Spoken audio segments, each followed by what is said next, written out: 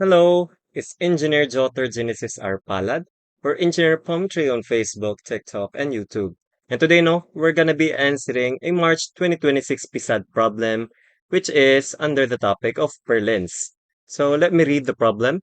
A compact wide flange section is used as a purlin between roof trusses 3 meters on centers.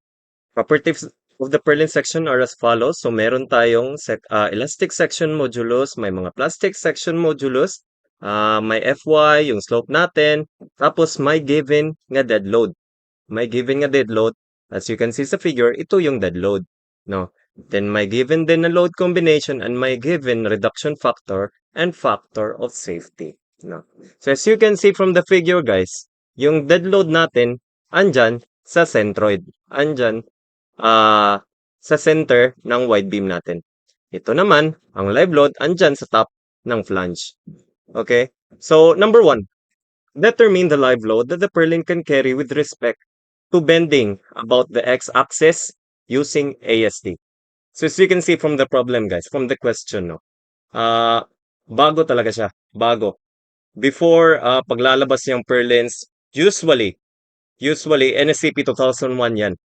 Tsaka yung gusto kunin is interaction value or stresses or yung ito din, live load and dead load pero gamit 2001. Meron ding spacing. Ito kasi guys, it explicitly said na bending about the x-axis daw.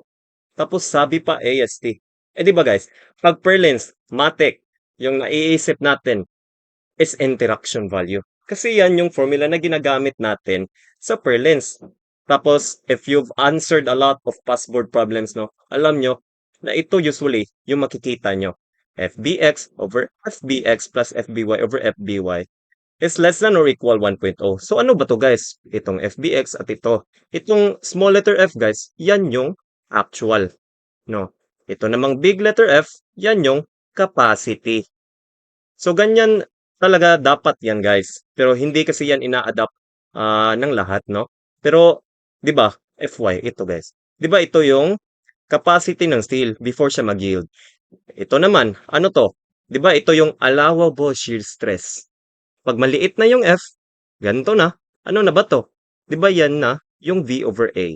Or yan yung actual shear stress, no? So, just to ano lang, this explain to you ano ba tong mga letters na anto. So, as we all know, this is NSCP 2001. NSCP 2001 to, and from the problem, keywords natin, merong ASD. Next problem, sasabihin yan, LRFD. Dito naman, kikita natin may load combination, tapos may reduction factor, may factor of safety. Alam natin guys, pag ganyan, NSCP 2015 yan. Kasi yung NSCP 2001, yung keywords nyo dyan, sasabihin niyang allowable. Marami yang allowable sa problem niya. Dito kasi may load comb. Isa din yan. Sa NSCP 2001, hindi tayo magagamit ng load combination. So, alam natin 2015 dapat. Ano ba yung interaction value ng NSCP 2015? Di ba ito? MRX over MCX plus MRY over MCY should be less than or equal 1.0. So, ano ba tong R, guys? Yung R, guys, yan yung required. Required or actual. Ito namang C, yan yung capacity. So, bakit required, guys? Bakit required? Di ba, guys? Let's say, meron kang column diameter. Meron kang column diameter. Itong purlins guys, sa roof kasi to. Pero, for example lang, meron kang column diameter. Tapos yung kaya niya lang na loading is until 6th floor lang. Gusto ng client mo, 10 floors yung building. Alangan naman na pigilan mo siya mag 10 floor. Dapat palakihin mo yung column diameter mo. Palakihin mo yung capacity. Ito yung required, yung actual loading, Actual loading ng 10 floors. Tapos ang i-adjust nyo is yung capacity ng mga members mo. Kaya capacity and required. And as you can see guys, yung interaction value natin dapat less than or equal 1.0. Bakit ba yan? Di ba guys? Actual over capacity lang yan. So bakit less than or equal 1.0? Let's say guys, for example, 7 lang yung kaya mong backlogs. 7 lang yung capacity ng utak mo before ka mag-breakdown. 7. Tapos, anong week na ngayon? Kunwari, week 10, may 5 kang backlogs. No, 5 kang backlogs. Less than 1 pa yan, guys. Less than 1. So, okay ka pa. Okay ka pa. Hindi ka pa magbe-breakdown. Week 12, guys. Naging 12 na. Naging 12 na yung backlogs mo. Tapos 7 lang kaya mo. Hindi, iiyak ka na yan. Iiyak ka na. Kasi, lagpas na yan sa capacity mo eh. Magbe-breakdown ka na. No? Sa building kasi guys, hindi yan iiyak yung members natin. Magkikiba yan. So, dapat talaga safe tayo. Dapat less than 1.0, no? And from this principle, guys, from this principle, alam pala natin, no, na yung working equation natin, again, NSCP 2015 to, alam natin na yung working equation dapat natin is ito. Actual should be less than capacity. No? So, sa ito palang problem, no, hindi pala tayo gagamit ng interaction value. Hindi tayo gagamit. Yung gagamitin natin is itong actual. Actual should be less than capacity. No? And actually, itong working equation natin guys, nagagamit yan across different topics ng steel design. And dito kasi, sabi dito about the x-axis, bending about the x-axis daw. Dito guys, sa interaction value natin by axial bending kasi to, so merong y, tsaka merong x, no? So, yung inisip ko dun guys, ano ba yung isa pang method na pwede lang gamitin is yung x lang. Tapos I remember this, actual should be less than capacity, no? So, let's use that working equation, no? And let's look at our figure by solving for bending about the strong axis. So, ito yung figure natin, guys. Ito yung live load and dead load. Okay? Ito yung live load, ito yung dead load. And, di ba, bending about the strong axis. Ano ba yung strong axis? Yan yung X, guys. Strong axis yan kasi mas less vulnerable siya dyan magka-bending. So, di ba, bending yan. So, merong moment. Yung moment natin, guys, pag ganito about the x-axis, bending about the x-axis, no? So, pag titingin kasi tayo ng loading, guys, no? Dapat yung axis of consideration natin, no? Dapat yung loadings diyan is perpendicular. So, tingnan natin to, guys. Tingnan natin to. 'Di ba meron yang vertical and horizontal components? Kasi incline diyan, basically. Incline yan. Ito yung y-axis natin. Ito yung x-axis natin. So, meron yang angle dyan. So, ano ba yung angle dyan? That's also 20 degrees. Same lang dito. No? Okay. So, let's look at the y and x components. So, as you can see guys, LLY, LLX, DLY, DLX. No? Pag mag-moment tayo dito at x, mag-moment tayo at x, ano ba yung perpendicular sa x? Di ba itong LY, tsaka itong DLY. Or basically, our y components ng mga loadings, no? So yan lang yung i-analysis natin, guys. Okay. So una, alam natin sa working equation natin, mayroong actual, mayroong capacity. Una natin kunin is yung actual moment. So ito yung about the strong axis. Always about the strong axis, guys, always yan simply supported. Kahit pa may sagrads. Always yan simply supported, okay? So, as you can see, yung loading sa gamit natin is y. Yung length natin, sabi dito, 3 meters on centers. Kaya, 3 meters yung length natin. And alam natin na yung moment at midspan, pag ganito, simply supported with uniformly distributed load, is WL squared over 8. Okay? So, let's substitute lang. W natin, that's basically just addition nito. LLY and DLY. Ano ba yung DLY natin? That's 2.8 cos 20. Kasi again, di ba ganito yung loading guys? Ganito yung loading, meron tayong 20 degrees dyan. So para makuha tong mga y components natin, i-cosine natin yan. Bakit cosine? Kasi yung angle natin is patungong y-axis. If patungo yung x-axis, edi sine yung gagamitin natin. Pero patungo kasi yung y, kaya cos 20.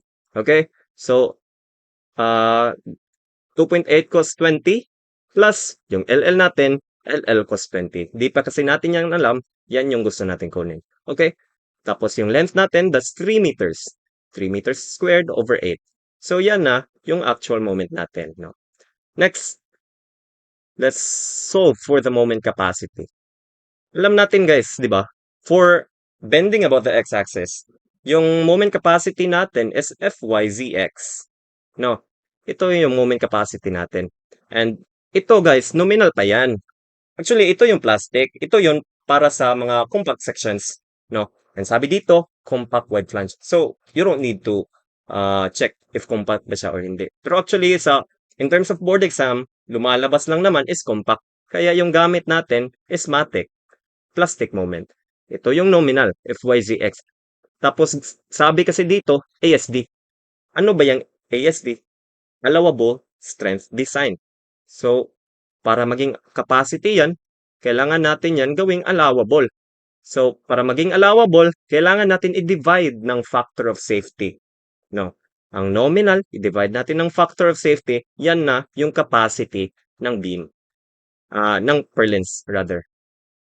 Tapos, Fyzx, yung MNX natin, di ba? Fyzx over factor of safety. Ito yung working equation natin. So, if we substitute, yung Fy natin, 345 MPa. Tapos, kasi guys, itong gamit natin dito sa taas guys, as you can see, yung 2.8 kilonewton per meter yan. Kilonewton per meter. Tapos, itong length natin na gamit is meter din. So, kailangan, we have to be consistent. We have to be consistent with our units. Tapos, gusto din sa problem is kilonewton per meter. So, we have to make itong Fy natin, we have to make it kilopascal. Kasi yung kilopascal, that's kilonewton per meter squared, no? And, di ba, ang isang megapascal, 1 megapascal equals 1,000 kilopascal. Kaya, yung 345 megapascal is basically just 345 times 10 raised to 3 kilopascal. Okay? Tapos, itong Zx natin, 1160 times 10 raised to 3, i-multiply lang natin yan. Not multiply, convert. I-convert natin yan by multiplying 1 meter over 1,000 meter times cube. Cube, no? Kasi mm cube to. Itong conversion natin is mm1 lang. So, kailangan natin i-cube. Okay? So, meron na tayong required moment. Meron na tayong moment capacity. So, we can now use the working equation. So, again, ito yung working equation natin. And if we substitute, no? Itong MRX, ito lang yan. Itong MCX, ito lang yan. Tapos, meron kang isang variable kasi mga numbers na yan lahat. Meron ka lang isang variable, so you shift solve. Gawin mo lang equal to. Gawin mo lang equal to. Tapos, shift solve. Okay? Tapos, makukuha nyo dyan is LL equals 223.88 kilonewton per meter. So, yan yung sagot natin. No? Actually, guys, sa actual board exam, rekta na ako dito. Hindi na ako na ganito. Pero for the sake of discussion kasi, I have to break it down so you can understand it better. Pero, rekta na dito, guys. Hindi na kailangan mag-interaction value. Okay? So, ito yung sagot. For the next item, no? It's the same actually sa number 1, pero yung kaibahan lang dito is LRFD. So sabi dito, determine the live load that the purlin can carry with respect to bending about the x-axis pa rin, pero using na LRFD.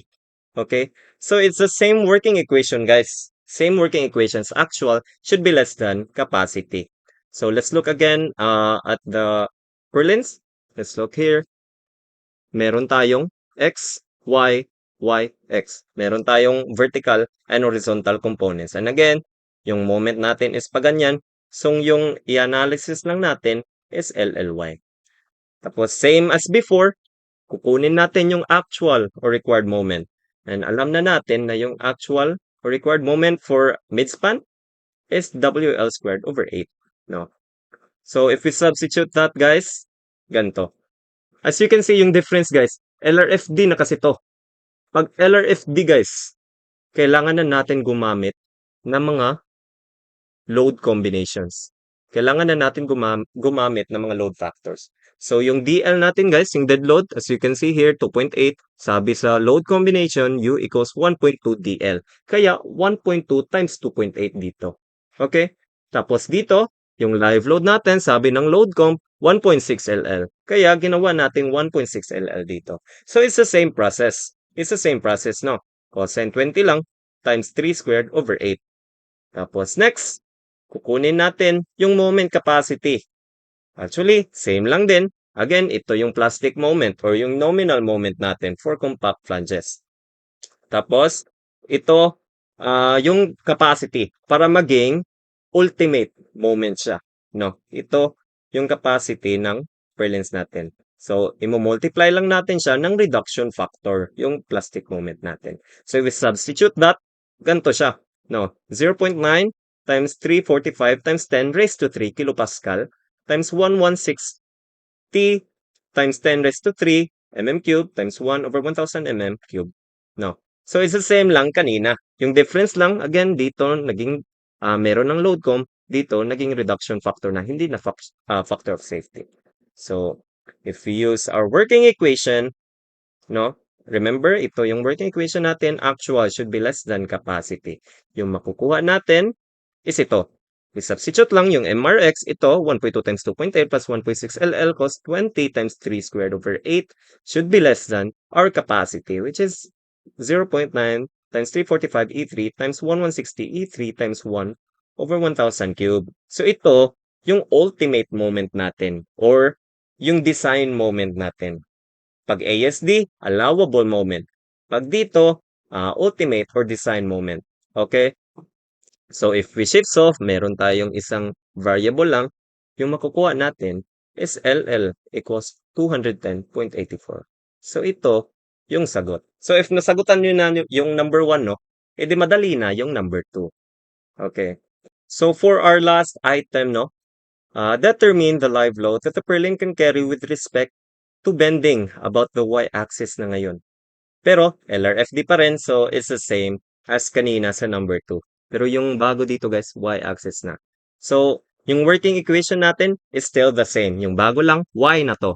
No? So, actual capacity about the y-axis and actual moment about the y-axis and yung design moment natin about the y-axis. So, again, mag-solve tayo for bending. Pero ngayon, about the weak axis na, which is yung y. So you can see here guys, no? Ito, yung y-axis natin, ito yung x-axis natin. Since bending na tayo about the weak axis, ganito na yung bending natin. And ano ba yung perpendicular sa y-axis? Eh di ba? Yan yung x-axis. So itong mga x components, yung i-analyze natin na loadings. Okay? So, ganito lang siya. Guys, pag nasagutan nyo yung number 1 and number 3, no? May malaking chance na matrap ka dito sa number 3. Pag nasagutan nyo yung 1 and 2, rather 1 and 2. Kasi itong LLX guys, as you can see, that's eccentric. That's eccentric guys. Dito yung centroid natin. Diyan yung centroid. Ito eccentric na yan, meron na yang eccentricity, no? And 'di ba? Pag merong eccentricity guys, no? Again, ito yung actual and required moment natin, no? WL squared over 8 pa rin yan. Tapos wala kasing sagrad, kaya simply supported pa rin. So, remember guys, pag meron tayong eccentric loading, no?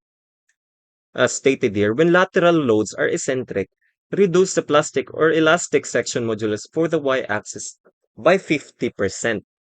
50%. Remember that guys. So ano ba yung 50%? 'Di ba? That's 0.5 or 1/2. No? Tapos, if we look at here, guys, no? And we use the working equation, di ba magiging LLX yan, yung W natin. Let's analyze lang muna the LL, no? So, yung W, LLX, times 3 squared yung length, over 8, should be less than or equal Fy Zy over 2. Or 1.6 Fy Sy over 2. Ano ba to guys? Ito yung maximum guys. Dapat itong Fy Zy over 2 natin hindi lalagpas dito. No. Kaya hindi dapat yan or. It's actually less than dapat. ito, if less than dapat nito. Kasi ito yung maximum. Okay? So, you can see guys, no? Meron ng over 2. Kanina kasi FYZ lang. No? And actually, if we analyze yung DLX lang, no? If we substitute the values, ganito yung makukuha natin. Or 1.6 FYSY. As you can see guys, hindi na sila parihan ng capacity. So, hindi na natin sila pwede i-add. No? If ganito yung format mo. Pero kasi guys, inequality to. Inequality to guys. So, pwede din yan maging equals. So, itong 2 guys, pwede natin yan ilipat doon. Ilipat natin sa kabila. So, if ilipat natin yan guys, magiging 2LLX times 3 squared over 8 should be less than FYCY. So, ito lang muna. Kasi maximum to. Kunwari ito guys, 2LLX na siya. Tapos, same na sila ng capacity. So, we can add them na. No? Yung nagbago lang, meron ng times 2 yung live load natin. Kasi, again, eccentric siya. No? And again, yung principle nito guys, yung plastic or elastic section modulus dapat yung dinidivide natin ng 2. Yung ginagawa nating 50%. Hindi yung live load yung minultiply natin ng 2. Okay? Ito dapat yung principle. Pero isa to sa way to answer this, no? Magagamit din to yung kukuha ka ng spacing or kukuha ka ng ibang loadings din sa other problems ng Perlins. Okay? So if we use this principle guys, no? Substitute lang natin, 'di ba? Gagamit tayo ng load combination kasi LRF dito. So 1.2 times dead load which is 2.8 plus 1.6 yung live load. Ano ba yung gamit natin ng live load again? 'Di ba 2LLX? Ano ba yung LLX? 'Di ba LL sin 20 lang 'yan? No. Sin 20 lang 'yan. Again, yung loading natin is ganito. Andyan yung 20 degrees. So para makuha to, we use sin. Okay? So 2LLX times 3 squared over 8 should be less than FYZY pag eccentric. So dito din, yan din ilalagay natin. Okay? So meron na tayong actual or required moment. So madali na. No? Yung moment capacity kasi natin, na-discuss na natin before, dapat ganito. Merong FYZY, meron ding 1.6 FYSY which is yung maximum. No? Kaya dapat less than to guys. If greater than ito na yung working equation natin. Ito na yung moment capacity natin rather. Okay, so let's check, no? Yung MNY, FYZY lang yan. So 345 E3 times, ano yung ZY natin guys? 740 times 10 raised to 3. Okay? Times 1 over 1,000 cubed. If we calculate that, yung makukuha natin is 255.3 kilonewton meter. Okay? So, if we calculate the maximum, ito guys, so you can see ano ba yung SY? 486. Kaya dito lang nagbago. 486, tapos meron na tayong 1.6. Kasi 1.6 FY, SY. And if we calculate that, makukuha natin is 268.3 kilonewton meter. Lumagpas ba to guys? Eh di ba hindi? It's less than nito. Kaya, yung gagamitin natin na moment capacity is ito, MNY equals 255.3 kilonewton meter. Meron na tayong required moment, meron na tayong moment capacity. Alam na natin paano gawin. Gagamitin na natin yung working equation. So again, y dapat yan. Y yan guys. Tapos substitute. Ito, yung actual or required moment natin. 1.2 times 2.8 plus 1.6 2LL. Sin 20 times 3 squared over 8 should be less than. Ano ba tong 0.9? Yan yung reduction factor. Kasi 'di ba ito, as you can see, capacity pa lang yan. LRFD gamit natin. So kailangan natin siyang gawing design or ultimate. Kaya i-multiply natin siya ng reduction factor na 0.9. And if we shift solve, makukuha natin is LL equals 185.56 kilonewton per meter. So ito yung sagot. And guys, I remember in the board exam, pag nakalimutan nyo tong 2, lalabas tong sagot na to. So matratrap ka talaga. No. Kasi chinek ko talaga. Kasi I finished the PSAT exam in 3 hours. So meron akong another 3 hours for second round. Kaya chinek ko, lumabas talaga to. Lumabas to guys, yung wala tong 2LL. So be careful, guys. Pag may eccentric loading, remember, pag mag-a-analysis ka na for bending about the weak axis, no, dapat talaga meron yang 2 diyan. Or again, yung principle niyan, yung base principle niyan, yung plastic or elastic section modulus is dapat divided by 2 or 50% dapat. Pero pwede natin ilipat, kaya pwede na lang yan gawing 2 times whatever the loading is at the top flange. Meron kasing cases guys na yung dead load and live load is both at the top. Tapos dito sa centroid lang yung self-weight. Okay? Kasi iba yung self-weight and superimposed load. So, yan lang guys, no? So, isa to sa pinakasikat or pinaka-noticeable na problem during the March 2026, no? Kasi bago to. Perlins had always been NSCP 2001. So, ito, 2015, kaya with steel design guys, know your NSCP 2001 and NSCP 2015. So, that's it, no? Make sure to subscribe and follow me on my other platforms. And yeah, see you in the next video.